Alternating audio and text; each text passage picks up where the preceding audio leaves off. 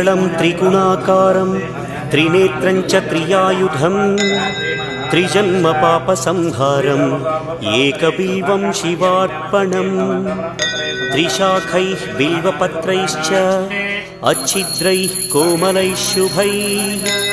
तव पूजां करिष्यामि एकबिल्वं शिवार्पणं कोटिकन्या महादानं तिलपर्वतकोटयः काञ्चनं शैलदानेन एकबिल्वं शिवार्पणं काशीक्षेत्रनिवासं च कालभैरवदर्शनं प्रयागे माधवं दृष्ट्वा एकबिल्वं शिवार्पणम् इन्दुवारे व्रतं स्थित्वा